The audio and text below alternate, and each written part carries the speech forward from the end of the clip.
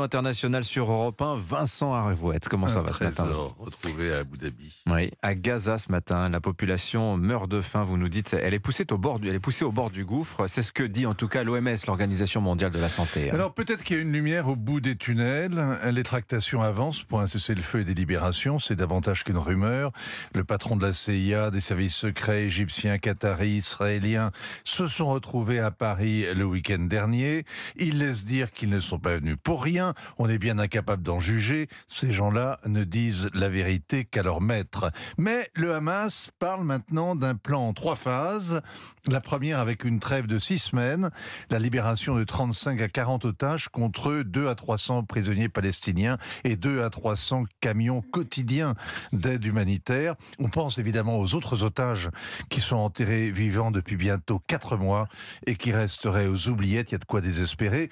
Mais cette agitation a 2 conséquences. D'abord, les combats à Khan Younes sont acharnés depuis, puisque la fin d'un round approche. Et puis ensuite, les spéculations sur l'après-Gaza repartent de plus belle. Qui va régner sur les ruines ? Gaza, désormais inhabitable, selon l'ONU, mais où habitent quand même 2 millions de personnes. Et on reparle d'un dirigeant palestinien qui est célèbre, parce qu'il est gazaouite, Mohamed Dahlan. Eh bien, à Gaza, avant que le Hamas impose sa loi puis sa guerre, il y avait Mohamed Dahlan, alias Abou Fadi. Il est né à Khan Younes. Il jouait dans la même rue que Yahya Sinwar, le chef militaire du Hamas. Avec la première intifada, il a fini en prison. Il y a fait ses classes, apprenant l'hébreu. Ensuite, il a suivi toutes les négociations dans l'entourage immédiat d'Arafat jusqu'à devenir le patron de la sécurité de l'autorité palestinienne, l'homme fort du Fatah, si fort qu'il a fini par être mis sur la touche, mis en accusation, mis dans un avion, direction le Golfe, l'exil. Une deuxième vie romanesque, c'est l'oncle d'Amérique des Gazaouites.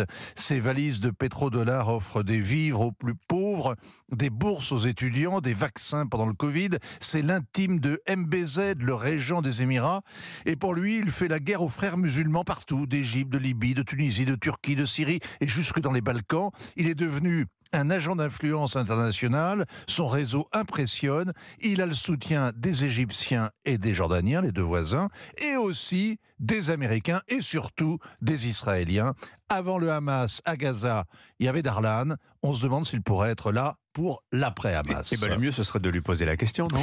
Eh bien, depuis le 7 octobre, il préfère le silence, mais la revue Politique Internationale publie ce matin, en exclusivité, une longue interview depuis 45 ans. C'est la spécialité de Politique Internationale. Les interviews, on peut aussi la décrocher. Sur europe1.fr, vous pouvez voir Alors, c'est pas un coup de pub, oui. C'est un coup d'encensoir spécial copinage pour Patrick Wajman, le fondateur de la revue. Quand vous aurez fait 45 ans de matinale, j'en ferai autant pour vous, Dimitri. Ce qui est dur, c'est de durer. Et d'ailleurs, ça pourrait être la devise de Dahlan, le renégat. Oui, je suis jeune, il est vrai, mais aux âmes bien nées, mon cher Vincent. Bon, pour revenir à notre sujet, Mohamed Dahlan, que dit-il dans cette interview exclusive de Politique Internationale ? Il faut la lire, c'est une interview fleuve, en tout cas qu'il n'est pas candidat à la succession de Mahmoud Abbas, il le jure, on n'est pas forcé de le croire, d'autant qu'il déroule ensuite les principes qui doivent refonder l'autorité palestinienne, que considérer le Hamas comme une organisation terroriste, c'est refaire l'erreur commise en Algérie, en Afghanistan, en Irak, au Vietnam. L'écraser ne suffira pas à régler la question palestinienne, que la solution à 2 États est désormais impossible, mais qu'il n'y en a pas d'autre. Un État dans les frontières de 67 avec Jérusalem-Est comme capitale, c'est ça ou rien. Un seul État, rien, ce serait un seul État avec les Palestiniens à bord. Que Bibi Netanyahou est trop menteur pour qu'on puisse lui faire confiance et que son arrogance l'a perdu.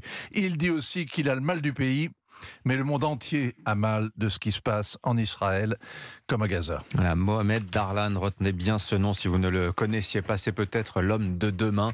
On aura l'occasion d'en reparler. Merci beaucoup Vincent Arouette. Signature Europe 1, 7h46. 7h, 9h, Europe 1 matin. 45 ans de matinale, vous voulez ma peau, vous, hein ?